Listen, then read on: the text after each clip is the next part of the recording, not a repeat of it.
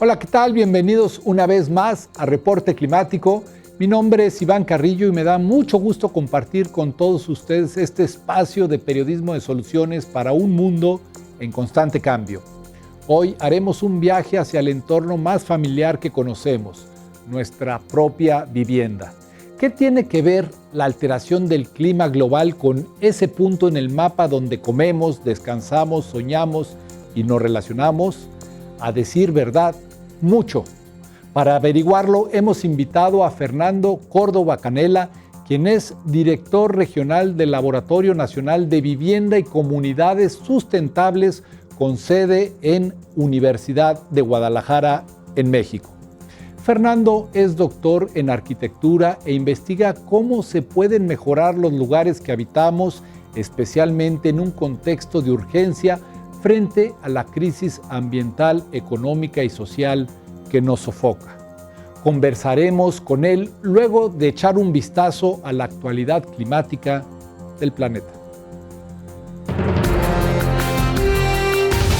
El cambio climático nos amenaza a todos, pero son las mujeres y las niñas las que suelen sufrir sus consecuencias más duras y violentas, dijo Michelle Bachelet, alta comisionada de la ONU para los Derechos Humanos, durante un debate sobre el nexo entre el calentamiento global y la violencia de género. Según las estadísticas del Programa de Naciones Unidas para el Medio Ambiente, el 80% de las personas desplazadas por la alteración del clima son mujeres. En su camino hacia un nuevo hogar, ellas corren un riesgo mucho mayor de sufrir violencia, incluida la sexual. A esto se suma el mayor peligro de trata de personas y de matrimonio infantil, precoz y forzado que sufren las mujeres y las niñas que se desplazan.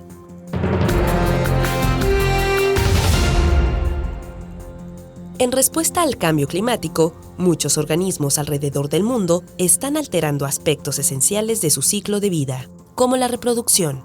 Es el caso del licaón, o perro salvaje africano. De acuerdo con científicos de la Universidad de Washington, en colaboración con la ONG Botswana Predator Conservation, del año 1989 al 2020, dicho mamífero retrasó sus partos 22 días en promedio para que coincidieran con las temperaturas más frescas de inicios de invierno. Sin embargo, lo que pareciera una adaptación ha sido descrito por los investigadores como una trampa, salir de la sartén para caer en el fuego, pues menos cachorros sobrevivieron a su etapa más vulnerable, agravando con ello el estatus de una especie que ya estaba en peligro. A finales de junio de este año, el Programa de Naciones Unidas para el Desarrollo, así como los gobiernos de Canadá y Reino Unido, lanzaron un proyecto con el propósito de ayudar a acelerar la acción climática en Irak. El país es muy vulnerable a la alteración del clima debido a su ubicación geográfica, su dependencia económica de los recursos naturales y su baja capacidad de adaptación asociada a los conflictos violentos, la inestabilidad política y la pobreza. Gracias al nuevo apoyo internacional que recibirá, se espera que Irak pueda cumplir sus compromisos asentados en el Acuerdo de París, que incluyen migrar hacia fuentes de energía renovables, promover soluciones basadas en la naturaleza, gestionar el recurso hídrico y prepararse para desastres como las sequías.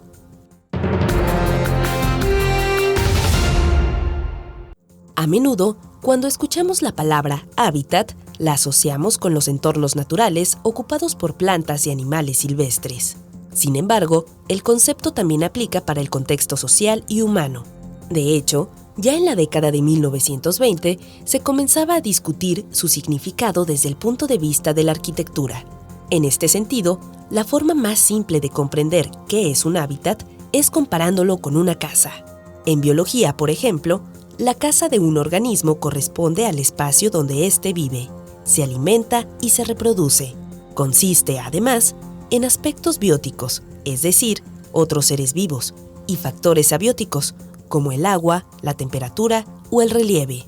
El hábitat humano, por su parte, es entendido como el conjunto de elementos naturales y artificiales que componen el entorno o medio ambiente en el que se desarrolla la vida individual, familiar y social, y que concreta la forma en que los seres humanos están sobre la Tierra. Esta definición se ha derivado de muchas discusiones, entre las que destacan las reuniones de ONU Habitat, el Programa de las Naciones Unidas para los Asentamientos Humanos. Desde que comenzó su labor, en 1978, ONU Habitat ha puesto el foco en dos elementos entrelazados. El primero es la vivienda digna y el segundo son las ciudades sostenibles. Cuando hablan de vivienda digna, los urbanistas, que son los profesionales que planean, diseñan y ordenan los distintos componentes de las ciudades, piensan en mucho más que solo 4 paredes y un techo para protegerse de la intemperie. En realidad, una vivienda digna implica protección jurídica contra el desalojo forzoso, el hostigamiento y otras amenazas. Debe tener acceso a servicios básicos, como electricidad, agua potable y saneamiento. Asimismo, la vivienda digna tiene que ser asequible, o sea que los gastos asociados a ella no pueden exceder el 30% del ingreso del hogar. Debe garantizar la seguridad física de quienes la habitan, ser accesible, estar ubicada cerca de las oportunidades de empleo, los servicios de salud, las escuelas, etc. Y debe adecuarse a la identidad cultural de sus ocupantes. Pese a que la vivienda digna es un derecho humano, se calcula que 1.800 millones de personas en el mundo no cuentan con ella. Y en países como México, más de 1/3 de la población habita en condiciones inadecuadas. En lo que respecta a las ciudades, para el año 2030, 6 de cada 10 personas en el mundo vivirá en zonas urbanas. La única forma de asegurar un mejor futuro para todos es que estos lugares sean cada vez más sostenibles. Pensar en una ciudad sostenible es pensar en vivienda digna y viceversa. La vivienda es una suerte de termómetro de cómo los seres humanos nos vinculamos con la naturaleza. Es también una medida de desigualdad y un testigo histórico de cómo las personas hemos explotado los recursos y la energía. El 57%, por ejemplo, de la vivienda en nuestro país está por debajo, está ubicada en los 4 primeros deciles de ingreso, quiere decir que están por debajo de la línea de pobreza. Esto tiene muchísimas implicaciones en términos, digámoslo así, de cómo se ha construido, cómo se ha producido. No tienen acceso a nuevas tecnologías y implica también que no tienen acceso, por ejemplo, a formas, por ejemplo, alternativas de producción de energética, de reducción de residuos sólidos o de manejo adecuado, y hay un consumo constante del territorio y de sus recursos. En consecuencia, por sí solo, el sector de vivienda es responsable de hasta el 21% de las emisiones globales de gases de efecto invernadero para producción de energía. El hábitat es este lugar que se identifica en el territorio donde nosotros tenemos o desarrollamos nuestra vida, ¿no? Y tenemos relaciones activas no solamente entre nosotros, sino con los ecosistemas, con la naturaleza, ¿no? Entonces, entendido en ese sentido, el hábitat no es solamente un tema, digamos, de relaciones unidimensionales, sino que tiene múltiples relaciones. Podríamos verlo desde un enfoque sistémico y podríamos decir que existen dimensiones económicas, sociales, tecnológicas que definen esta relación que tenemos entre nosotros, los demás seres vivos y el entorno físico, ¿no? Viendo nada más como unidad de vivienda, ya viéndolo como ciudad, pues tiene todo un impacto muchísimo mayor, ¿no? Pero sí, la vivienda en principio tiene este enorme impacto, y es un impacto que lo vivimos cotidianamente. Por ello, entender y atender el cambio climático, considerado el mayor desafío de nuestros tiempos, nos obliga a voltear a ver a la vivienda. La vivienda representa, cuando menos en nuestro país, uno de los mayores retos en términos de para la mitigación y para la adaptación al cambio climático. Recordemos que mitigar el cambio climático significa reducir, con ayuda de la tecnología, las emisiones de los gases que calientan al planeta. Por su parte, la adaptación implica alterar nuestro comportamiento para protegernos de los impactos del cambio climático. Hacer estas transiciones en términos de vivienda requiere seguir varias pautas como las que expone a continuación Fernando Córdoba. La primera, yo creo que es el rol significativo que debemos de tener la ciencia, quienes nos dedicamos a ciencia, ciencia, tecnología, humanidades e innovación, como ahora lo define la actual política nacional en esa materia. Creo que tenemos que tomar un rol más activo. Y eso pasa de que nosotros tomemos este rol todavía afincado en la producción científica ortodoxa y convencional hacia una visión de incidencia, es decir, de involucrarnos en los problemas. En segundo lugar, las políticas públicas tendrían que incorporar ese conocimiento científico para generar propuestas basadas en evidencia. Quizás uno de nuestros principales problemas es que históricamente nos hemos ido configurando en parches, con diferentes formas de concebir vivienda, ciudad, y tenemos incongruencias desde la perspectiva de la infraestructura urbana y también de cómo nosotros producimos la vivienda. Tenemos que ser proveedores de conocimiento para la toma de decisiones, pero también tiene que haber una relación entre los tomadores de decisiones y entre los sectores también que nos alimenten para generar de nuevo ese conocimiento. Esto implica que también deba de existir un nivel de inversión a nivel regional que nos permita reconfigurar la vivienda.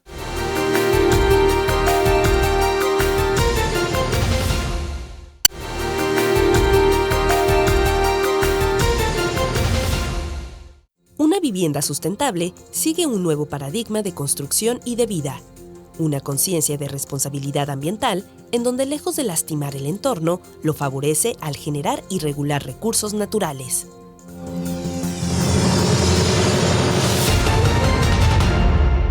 Otro asunto pendiente es el de fomentar un diseño de la vivienda que sea verdaderamente participativo. El diseño tiene esta visión de generar designios, y ese es un defecto enorme que tenemos el área de conocimiento o el campo de conocimiento, que hemos heredado muy probablemente de la tradición moderna, ¿no? Donde nosotros somos los que definimos al final, ¿no?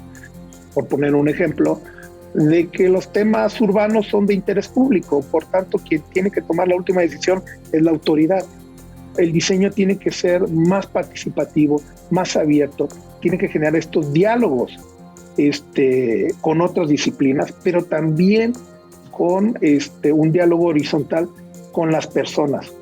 Y esto nos lleva automáticamente a una última pauta, el involucramiento de la ciudadanía. No hay quien sepa más cómo se habita más que quien habita en el lugar, en el territorio. Y ahí tenemos que hacer este cambio, inclusive dentro de nuestros programas académicos. Tenemos que generar más este diálogo puertas afuera, incorporarlo dentro del diseño. El diseño, vuelvo a repetir, no, si nos referimos a la parte tecnológica o técnica, hay suficiencia. Yo me atrevería a decir que hay suficiencia tecnológica. Lo que no hay es esta otra parte epistémica, metodológica, que nos permita trascender. Y yo creo que es una cosa pequeñísima, ¿no? Pero gracias o producto de estas cosas pequeñísimas, es que luego no podemos implementar soluciones efectivas. Y eso se ve en cómo va escalando todo. Quienes habitamos, que al final de cuentas son las personas, los ciudadanos, también tenemos que empezar a tener otro tipo de actitud respecto al problema que estamos enfrentando, porque parece que lo vemos bastante lejano, hasta cuando tenemos crisis que son picos agudos, ¿no? Por ejemplo, cuando hay desabasto de agua, cuando tenemos problemas de abastecimiento energético, ¿no? Por citar nada más dos temas, o cuando tenemos problemas sanitarios tan fuertes como los hemos tenido con pandemia, o problemas sanitarios producto del mal manejo, por ejemplo, de residuos, ¿no? En algunas partes, por citar solamente algunos, o sea, 3 puntos elementales, ¿no? O simplemente por la progresiva destrucción de áreas naturales protegidas, es cuando nos damos cuenta. en el tránsito hacia un hábitat más resiliente a los embates del cambio climático, algo es seguro. Tenemos la suficiencia tecnológica, pero necesitamos más innovación social. Inclusive yo te podría decir que algunas tecnologías no han terminado de madurar porque no existen los suficientes incentivos en el mercado ni en la política pública. Es por eso que hablaba del papel que juegan los tomadores de decisión, pero también de quienes desarrollamos esas tecnologías y también quienes las implementan o las consumen, ¿no? Que es en este caso las personas, los usuarios, pero también las empresas o los actores que están encargados en la gestión y producción de vivienda y de ciudad. Estamos hablando de apertura de patentes, de generación de servicios sobre esas patentes, ¿no? Sobre esa propiedad intelectual. Estamos hablando de un enfoque extensionista con las personas, ¿no? Es decir, tenemos que generar esos incentivos dentro de las personas y vincularlos a la calidad de vida de ellos. ¿Qué tan rápido o lento va México y el resto de América Latina rumbo a este concepto de vivienda sustentable? Fernando Córdoba nos comparte algunos indicadores. Por ejemplo, aquí en México, solamente el 3.6% de las viviendas, de acuerdo a la encuesta intercensal del 2015 de INEGI, tiene ecotecnias vinculadas al consumo energético. Dos temas muy sencillos, pues, o sea, calentadores solares y fuentes alternativas de producción, ¿no? Entonces, esto es en un país donde activamente, México ha sido un país donde activamente en los últimos 20 años se ha buscado esa transición tecnológica. Y este rezago es común a nivel regional. En los países de la región no ha sido tan, digamos, tan sostenida ni de tan largo plazo estas políticas. Pudiera ser específicamente, por ejemplo, el caso chileno, que han ido avanzando de a poco, y el caso brasileño, que ha ido avanzando con algunos traspiés, ¿no? Pero si vemos en el contexto de la región, México es de los más avanzados y aún no ha logrado consolidar esto, ¿no? Estamos en ese camino.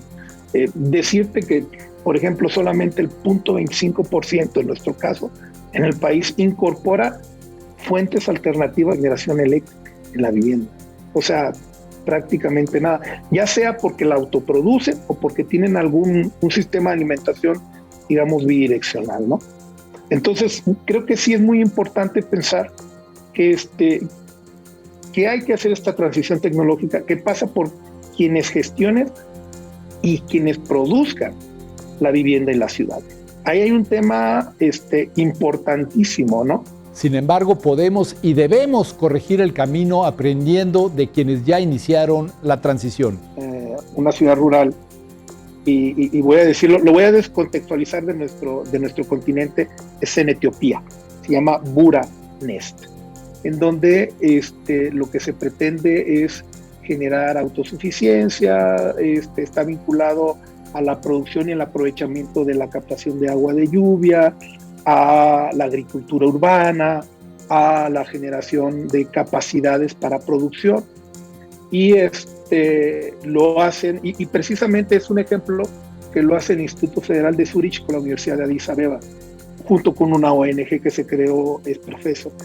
Pero eso nos habla de las tareas emergentes que tenemos que tomar, ¿no? Que es este diálogo con los tomadores de decisiones, que es el diálogo con las personas y que es el desarrollo, la puesta en acción.